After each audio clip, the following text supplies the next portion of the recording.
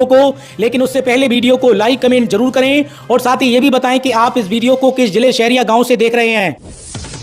उत्तर प्रदेश में बीते 24 घंटे के भीतर मानसून फिर कमबैक हो रहा है। मौसम वैज्ञानिकों ने 4 दिनों तक यूपी के कई जिलों में भारी बारिश का अलर्ट जारी किया है। मौसम वैज्ञानिकों की माने तो आगामी 24 घंटे के बाद मानसून और अधिक सक्रिय होगा। पहले पूर्वी उत्तर प्रदेश, उसके बाद पूर्वी तथा पश्चिमी दोनों क्षेत्रों में 22 से लेकर 25 अगस्त तक जोरदार बारिश होने की संभावना है।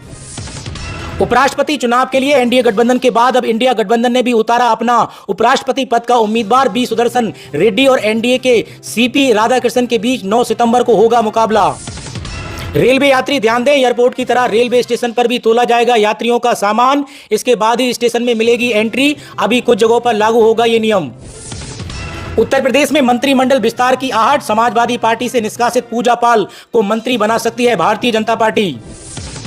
यूपी के मदरसों में अब आयोग से होगी नियुक्ति। ओपी राजभर का ऐलान। पूजा पाल को समाजवादी पार्टी के निष्कासन पर अखिलेश यादव को भी घेरा। उत्तर प्रदेश के पंचायती राज मंत्री ओम प्रकाश राजभर ने कहा कि जल्द ही मदरसा बोर्ड में भी यूपी बोर्ड आईसीएसई और सीबीएसई की तरह पढ़ाई होगी। मदरसों में भी नियुक्ति आयोग से होगी। वहीं विधायक पूजा पाल के खिलाफ अखिलेश यादव के एक्शन पर समाजवादी पार्टी पर जमकर निशाना साधा। भारतीय रेलवे की जबरदस्त स्कीम। दिवाली छठ पर घर जाने वालों को टिकट पर मिलेगा 20% तक का डिस्काउंट। भारतीय रेलवे ने दिवाली और छठ पूजा के लिए घर जाने वालों के लिए एक खास स्कीम लेकर आया है। 15 अगस्त से राउंड ट्रिप टिकट पर 20% तक का डिस्काउंट मिलेगा। लेकिन ये सुविधा 13 अक्टूबर से 26 अक्टूबर और 17 नवंबर से 1 दिसंबर के बीच ही यात्रियों पर लागू होगी। मकान में दुकान को लेकर यूपी के गोरखपुर शहर में बदला नियम। पास होंगे mix land use map. Uttar Pradesh के गोरखपुर शहर में विकास प्राधिकरण ने शासन की मंजूरी के बाद भवन निर्माण एवं विकास उपविधि 2025 में आमजन को राहत देने वाला अहम संशोधन किया है। अब 18 मीटर चौड़ी सड़कों के दोनों ओर 100 मीटर की सीमा तक स्थित आवासीय भवनों में भी दुकानें और अन्य व्यावसायिक गतिविधियां संचालित की जा सकेंगी। इसके लिए केवल संबंधित भूखंड एवं मिक्स लैंड यूज मिश्रित भू उपयोग मानचित्र स्वीकृत करना होगा। इससे नक्शा पास कराने और अन्य शुल्क के रूप में प्राधिकरण को करोड़ों रुपए की अतिरिक्त आय होगी। लखनऊ में लगेगा रोजगार महाकुंभ। 50,000 युवाओं को मिलेगी नौकरी। 100 से ज्यादा कंपनियां होंगी शामिल। उत्तर प्रदेश की राजधानी लखनऊ में 26 से 28 अगस्त तक रोजगार महाकुंभ का आयोजन किया जा रहा है, जिसमें 50,000 से अधिक युवाओं को रोजगार मिलेगा। श्रम मंत्री अनिल राजभर ने रोजगार रथ को रवाना किया। इस महाकुंभ में संयुक्त अरब अमीरात, सऊदी अरब, जापान और जर्मनी जैसे देशों में अंतर्राष्ट्रीय अफसर मिलेंगे। मौके पर ही ऑफर लेटर भी जारी किए जाएंगे। मुख्यमंत्री युवा स्टॉल पर स्वरोजगार योजनाओं की जानकारी दी जाएगी।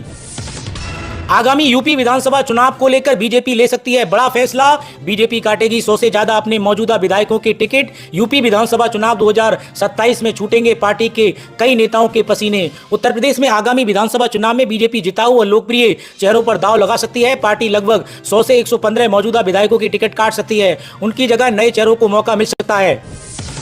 उत्तर प्रदेश टोल प्लाजा पर सैनिक पर हमला। सेना ने की निंदा। 6 गिरफ्तार। एनएचएआई ने ऑपरेटर पर लगाया 20 लाख रुपए का जुर्माना। लखनऊ में ब्रिटिश उच्चायुक्त और यूपी के सीएम की मुलाकात। नई सेवनिंग छात्रवृत्ति की घोषणा। 5 छात्रों को हर साल मिलेगा यूके का मौका। उत्तर प्रदेश की राजधानी लखनऊ में भारत में ब्रिटिश उच्चायुक्त लिंडी कैमरन ने मुख्यमंत्री योगी आदित्यनाथ की मौजूदगी में नई सेवनिंग छात्रवृत्ति समझौते पर हस्ताक्षर किए हैं। इस समझौते के तहत अगले 3 साल तक हर वर्ष उत्तर प्रदेश के 5 मेधावी छात्रों को पूरी तरह वित्त पोषित छात्रवृत्ति के साथ यूनाइटेड किंगडम यूके में उच्च शिक्षा का सुनहरा अवसर मिलेगा। यूपी में 69,000 शिक्षक भर्ती पर फिर प्रदर्शन। सड़कों पर उतरे बेरोजगार। उत्तर प्रदेश में 69,000 शिक्षक भर्ती से जुड़े बेरोजगार युवा 7 साल से संघर्ष कर रहे हैं। वे शिक्षा मंत्री के घर के सामने कई बार प्रदर्शन कर चुके हैं। ये भर्ती 2018 में निकली थी और परीक्षा जनवरी 2019 में हुई थी। परिणाम आने के बाद आरक्षण कोटे में गड़बड़ी के आरोप लगे। मामला कोर्ट पहुंचा और सितंबर 2024 में हाईकोर्ट की डबल बेंच ने मेरिट लिस्ट दोबारा निकालने का आदेश दिया। इसके बाद मामला सुप्रीम कोर्ट पहुंच गया। प्रदर्शनकारियों का आरोप है कि सुप्रीम कोर्ट में शिक्षा विभाग ठीक से पक्ष नहीं रखता। यूपी पंचायत चुनाव 2026 सभी जिलों में आज से शुरू होगा मतदाता पुनरीक्षण कार्य। तहसील एसडीएम एडीएम को मिली जिम्मेदारी। उत्तर प्रदेश में त्रिस्तरीय पंचायत चुनाव को लेकर तैयारियां जोरों शोरों से चल रही हैं। मतदाता पुनरीक्षण कार्य भी शुरू हो गया है। इस अभियान के तहत पूरे प्रदेश में बीएलओ घर घर जाकर मतदाताओं का सत्यापन करेंगे। बीएलओ मतदाताओं से संपर्क करके उनके नाम, पते, उम्र, लिंग की जानकारी एकत्रित करेंगे। साथ ही 18 साल की उम्र पूरे कर चुके नए वोटों का नाम भी सूची में शामिल करेंगे। इसको लेकर राज्य निर्वाचन आयोग ने कार्यक्रम भी जारी कर दिया है। सभी जिलों के डीएम जिला निर्वाचन अधिकारी की ओर से सूचना जारी कर दी गई है। निर्वाचन निबंधन अधिकारी एआरओ सहायक निर्वाचन निबंधन अधिकारी की तैनाती कर दी गई है। अब बिना बीएड के ये अभ्यर्थी बन सकेंगे शिक्षक। नियमावली में हुआ बड़ा बदलाव। शिक्षक बनने के लिए बीएड की अनिवार्यता होती है, लेकिन इस नियुक्ति में बीएड की अनिवार्यता हटा दी गई है। यानी अगर आपने बीएड नहीं भी किया है तो भी आप शिक्षक बन सकेंगे। वहीं इस नियम को लेकर कई अभ्यर्थी विवाद भी कर रहे हैं। दरअसल उत्तर प्रदेश के राजकीय माध्यमिक विद्यालयों में कंप्यूटर विषय के लिए एलटी ग्रेड सहायक अध्यापक भर्ती बीटेक आईटी डिग्री धारकों को पात्रता से बाहर कर दिया गया है, जिसके बाद ये मामला विवाद में आ गया। इस फैसले के खिलाफ इन अभ्यर्थियों ने इलाहाबाद हाई कोर्ट में याचिका दाखिल की है। लोन के लिए नहीं लगाने होंगे बैंकों के चक्कर, यूपीआई ऐप से मिलेगा कर्ज।